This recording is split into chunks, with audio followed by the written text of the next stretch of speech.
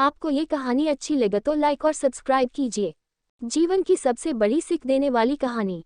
आज मैं आपके लिए एक ऐसी कहानी बताने जा रही हूँ जिसे पढ़कर आपको जीवन की सबसे बड़ी सीख मिलेंगी। तो आइए पढ़ते हैं एक बच्चे की कहानी।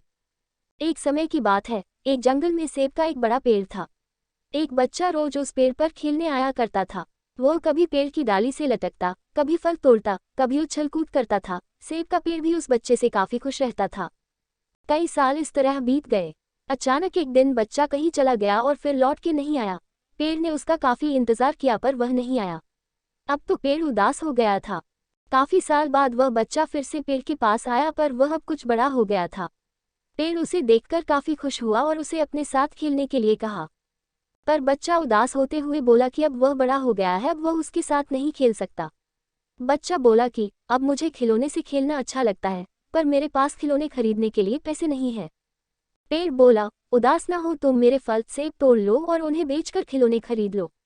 बच्चा खुशी खुशी फल सेब तोड़ के ले गया, लेकिन वह फिर बहुत दिनों तक वापस नहीं आया। पेड़ बहुत दुखी हुआ।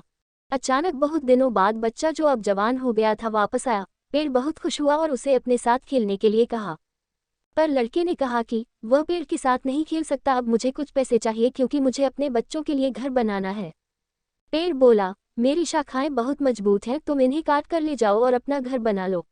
अब लड़के ने खुशी खुशी सारी शाखाएं काट डाली और लेकर चला गया।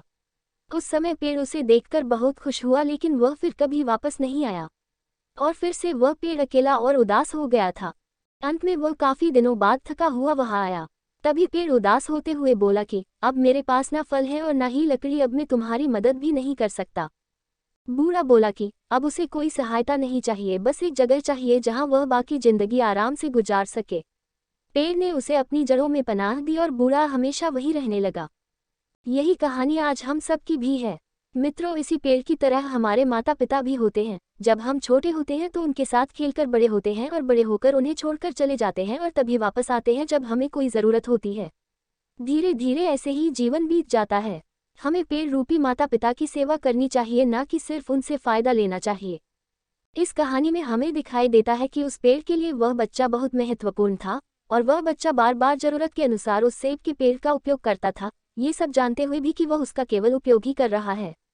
इसी तरह आजकल हम भी हमारे माता पिता का ज़रूरत के अनुसार उपयोग करते हैं और बड़े होने पर उन्हें भूल जाते हैं। हमें हमेशा हमारे माता पिता की सेवा करनी चाहिए, उनका सम्मान करना चाहिए और हमेशा, भले ही हम कितने भी व्यस्त क्यों ना हो, उनके लिए थोड़ा समय तो भी निकलते रहना चाहिए।